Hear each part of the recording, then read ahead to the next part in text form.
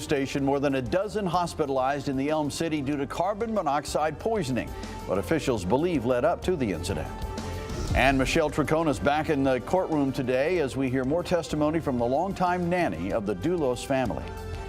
And school budget concerns in the capital city, the programs that could face cuts and the impact it could have on students.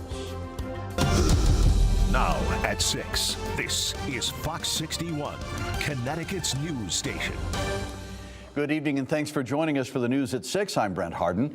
A health scare in New Haven this afternoon where more than a dozen people were treated for carbon monoxide poisoning. Fox 61's Emma Wolforst is outside the building where it all happened. So Emma, what do we know at this point? 14 people in total were taken for evaluation. 13 of them are expected to be okay, but one person was in critical condition and transported to a hospital in the Bronx for more specialized care. Now, this all started due to a propane-powered saw used in this building behind me. The fire department and AMR were dispatched to in front of this location for an unconscious male. 8 a.m. Wednesday, New Haven Fire responding to this building. Officials quickly learning the unconscious man was suffering from carbon monoxide poisoning. The fire department and AMR came back to the location, discovered there was construction going on the first floor. We had high levels at the door. We evacuated the building. The source, a propane-powered saw. We have meters that read CO in parts per million. So we had about 50 at the door, and then through the inside of the building, we had approximately upwards of 400 parts per million. To put that in perspective, fire officials deem a building unsafe when carbon monoxide levels rise above 9 parts per million. With those high levels, low level exposure, you're going to start to get a headache, nausea, dizziness. 13 people were taken to local emergency rooms for evaluation, and they are expected to recover. One person in critical condition was taken to a hospital in the Bronx for a bariatric chamber treatment. It's a common thing in the winter times, especially with home heating and alternate uses of heating. So, we stress for everyone to have a CO detector in their house, make sure it's operating, purchase a new one if you can. They have 10-year life batteries in them now, so they're very reliable. Fire officials told me it took about an hour this morning for them to ventilate and clear the building behind me here. Because this is a construction site, OSHA has now taken over and are investigating the cause of this. They will then issue a report back to the New Haven Fire Department. Reporting in New Haven, Emma Wolforst, Fox 61, Connecticut's news station. Emma, thank you. Turning to the weather now, a chilly day across the state. Governor Ned Lamont announcing he's activating the state's severe cold weather protocol through noon on Monday. Chief Meteorologist Rachel Frank joining us now. Rach, the next several days, it's bundle up weather. Yeah, temperatures tonight dropping back into the teens, but I think the coldest air that we have seen so far this season, that will arrive as we head into this upcoming weekend with wind chills that will drop back near and even below zero heading into Saturday morning. But between now and then, it's more of a typical January chill. You kind of expect that this time of year, and we have more winter weather to add to the mix as well. There is a chance for a flurry in spots heading into tomorrow afternoon. Most of the state stays dry. Not a huge impact from that, but periods of light snow and a better chance for snow across the state during the day on Friday with some minor accumulations on the order of a coating to an inch or two across the state. No ice this time around, thank goodness, but there still could be some slippery spots. Right now, we're looking at temperatures in the teens to right around 20 degrees, low to mid 20s for the immediate shoreline, and this is what we like to see. The radar is quiet. Heading through the evening tonight, we'll see overnight lows settling back into the teens, so it'll be another cold start to the day tomorrow. We will see a bit of sunshine to start off the day, but then increasing clouds, high temperatures around 30 in the afternoon, and again, that slight chance for a flurry or snow shower in spots. We'll talk more about that snow and really time it out for you during the day on Friday, plus the bitter cold that follows coming up, Brent. Rach, thank you. Newington police are searching for 2 burglary suspects tonight. Police say 2 windows were broken at the New England Audio and Tinting on the Berlin Turnpike on January 13th. The video shows 2 suspects inside the store stealing stereo equipment. Anyone with information should call Newington Police. And state police made 3 arrests during a narcotics operation at the New Britain Fast Track bus station. Sammy Tremier, Christopher Hicks, and Christian Garcia all facing charges charges now. Police say they had been surveilling the area and observed activities consistent with narcotics transactions. K-9 General was deployed and found hidden drugs underneath seats on a bus. Tremere, Hicks, and Garcia were all held on $100,000 bond. The New Milford police are looking for a man they say left the scene of an accident. Police sharing these photos. They say the man drove into the Sonic at the Route 7 Travel Plaza and damaged a wall and window on the building before driving off. If you have any information about what happened there, call police. And in Portland, police say 2 men tried carjacking a Domino's pizza delivery driver. It happened on Waverly Avenue just after 1 this morning.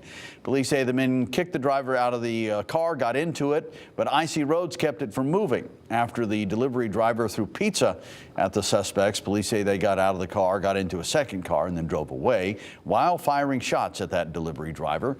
When police were able to stop the car in New Haven, police say 4 people got out of the car and ran.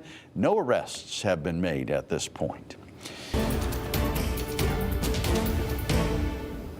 Day 4 of the Michelle Troconis trial, and the Doulos' longtime nanny took the stand again. She said she was there front and center as Jennifer and Fotis Doulos began their divorce process. Fox 61's Julia LeBlanc is sitting in on this entire trial, and she joins us now live outside Stamford Superior Court with today's details. Julia. She was friendly. Lauren Almeida, the longtime nanny for the Doulos family, recalling the moment she met Michelle Troconis. It was March of 2017, and the Doulos family was vacationing in Miami. While it was Almeida's first time meeting Troconis, it wasn't the first time for some of the Doulos children. They were calling her Mitchie, and they hugged her. Shortly after the trip, Almeida describes a change in Jennifer Doulos' demeanor, who suspected Fotis was having an affair. Eventually, Fotis admitted to it. She opened up more, saying that she was no longer in love with Fotis, but she had 5 kids, so they were going to try and work out what they could. But soon, Almeida says the tension between Fotis and Jennifer grew stronger and fights became frequent. Almeida says Jennifer was fearful for her and her children. And she says Fotis would threaten to take the kids away to Greece. Secretly, Jennifer began moving her family out of their Farmington home. She was afraid of what Fotis would do to her or with the kids if she filed for divorce while they were living under the same roof. The couple took it to the courts. Fotis would only see his children once a week under supervision. At one point, Almeida refused to be around Fotis. Almeida taking us to the day Jennifer went missing. Have you seen Jennifer Doulos since May 23rd, 2019? No.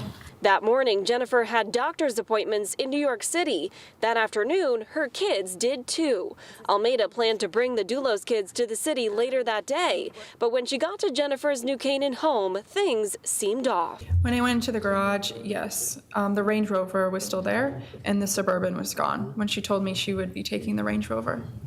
Also unusual, Jennifer not responding to texts. While Almeida went to the city, she continued to worry about Jennifer. The second I called Jennifer, it's like my stomach just sank because she never not answered her phone.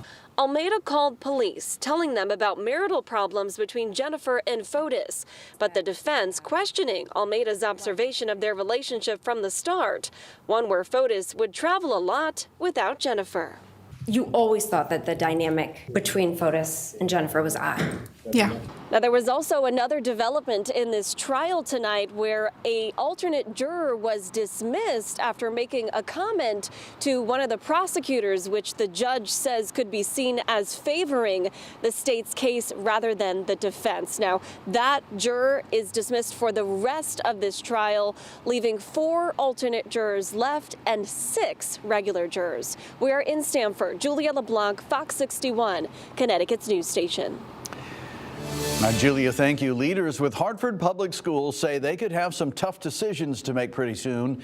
The district is facing a projected deficit next year of nearly $78 million as COVID relief funding runs out. As Fox 61's Angelo Bavaro tells us, those tough decisions may mean changes or cuts to programs and services.